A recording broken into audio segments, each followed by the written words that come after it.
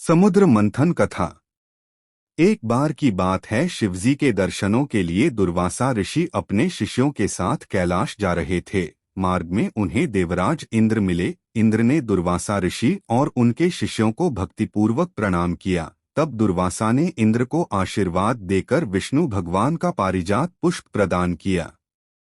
इंद्रासन के गर्भ में चूर इंद्र ने उस पुष्प को अपने ऐरावत हाथी के मस्तक पर रख दिया। उस पुष्प का स्पर्श होते ही ऐरावत सहसा विष्णु भगवान के समान तेजस्वी हो गया। उसने इंद्र का परित्याग कर दिया और उस दिव्य पुष्प को कुचलते हुए वन की ओर चला गया। इंद्र द्वारा भगवान विष्णु के पुष्प का तिरस्कार होते देखकर दुर्वासा ऋषि के क्रोध की सीमा न रही। उन्होंने देवराज इंद्र को श्री लक्ष्मी से हीन हो जाने का शाप दे दिया। दुर्वासा मुनि के शाप के फलस्वरूप लक्ष्मी उसी क्षण स्वर्गलोक को छोड़कर अदृश्य हो गईं।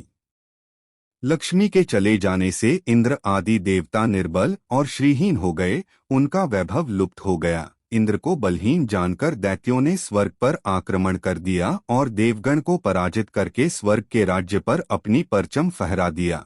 तब इंद्र देवगुरु बृहस्पति और अन्य देवताओं के साथ ब्रह्मा जी की सभा में उपस्थित हुए। तब ब्रह्मा जी बोले, देवेंद्र, भगवान विष्णु के भोगरूपी पुष्प का अपमान करने के कारण रुष्ट होकर भगवती लक्ष्मी तुम्हारे पास से चली गई हैं। उन्हें पुनः प्रसन्न करने के लिए तुम भगवान नारायण की कृपा दृष्टि प्राप्त करो। उनके आशीर्वाद से तुम्हें खोया वैभव पुनः मिल जाएगा। इस प्रकार ब्रह्मा जी ने इंद्र को आश्वस्त किया और उन्हें लेकर भगवान विष्णु की शरण में पहुँचे। वहां पर ब्रह्म भगवान विष्णु भगवती लक्ष्मी के साथ विराजमान थे। देवगण भगवान विष्णु की स्तुति करते हुए बोले, भगवान, आपके श्रीचरणों में हमारा बारंबार प्रणाम। भगवान, हम सब जिस उद्देश्य से आपकी शरण में आए हैं, कृपा करके आप उसे पूरा कीजिए। दुर्वासा ऋषि के शाप के कारण माता लक्ष्मी हमसे रूठ गई हैं और दैत्यों ने हमें पराजित कर स्वर्ग पर अधिकार कर लिया है। अब हम आपकी शरण में हैं, हमारी रक्षा कीजिए। भगवान विष्णु त्रिकालदर्शी हैं। वे पल भर में ही देवताओं के मन की बात जान गए। तब वे देवगण से बोले, देवगण, मेरी बात ध्यानपूर्वक सुने, क्योंकि केवल यही तुम्हारे कल्याण का उपाय है। दैत्यों पर इस समय काल की विशेष कृपा है, इसलिए जब तक तुम्हारे उत्कर्ष और दैत्यों के पतन का समय नहीं आता, तब तक तुम उनसे संधि कर लो। क्षीरसागर के गर्भ में अनेक दिव्य पदार्थों के साथ साथ अमृत भी छिपा है। उसे पीने वाले के सामने मृत्यु भी पराजित हो जाती है। इसके लिए तुम्हें समुद्र मंथन करना होगा। यह कार्य अत्यंत दुष्कर है, अतः इस कार्य में दैत्यों से सहायता लो। कूटनीति भी यही कहती है कि आवश्यकता पड़ने पर शत्रुओं को भी मित्र बना लेना चाहिए। तत्पश्चात अमृत पीकर अमर हो जाओ, तब दुष्ट दैत्य भी तुम्हारा अहित नहीं कर सकेंगे। देवगण वे जो शर्त रखें उसे स्वाकीर कर लें। यह बात याद रखें कि शांति से सभी कार्य बन जाते हैं, क्रोध करने से कुछ नहीं होता।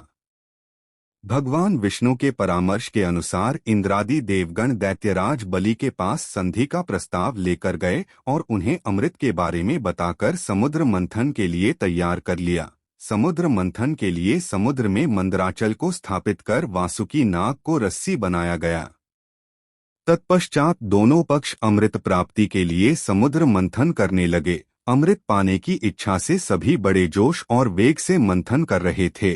सहसा तभी समुद्र में से कालकूट नामक भयंकर विष निकला। उस विष की अग्नि से 10 दिशाएं जलने लगीं। समस्त प्राणियों में हाहाकार मच गया।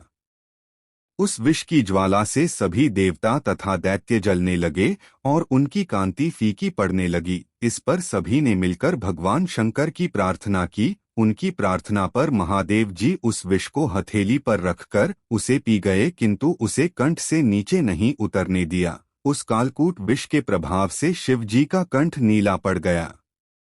इसीलिए महादेव जी को नीलकंठ कहते हैं।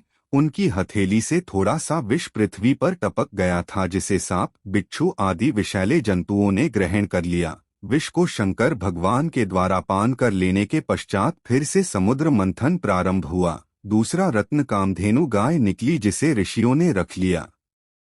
फिर उच्चैश्रवा घोड़ा निकला, जिसे दैत्यराज बलि ने रख लिया। उसके बाद ऐरावत हाथी निकला, जिसे देवराज इंद्र ने ग्रहण किया। ऐरावत के पश्चात कौस्तुभमणि समुद्र से निकली, उसे विष्णु भगवान ने रख लिया। फिर कल्पद्रुम निकला और रंभा नामक अप्सरा निकली, इन दोनों को देवलोक में रख लिया गया। आगे फिर समुद्र को मथने से लक्ष्मी जी निकली, लक्ष्मी जी ने स्वयं ही भगवान विष्णु को वर लिया। उसके बाद कन्या के रूप में वारुणी प्रकट हुई, जिसे दैत्यों ने ग्रहण किया। फिर एक के पश्चात एक चंद्रमा, पारिजात वृक्ष तथा शंख निकले और अंत में धन्वंतरी वैद्य अमृत का घट लेकर प्रकट हुए।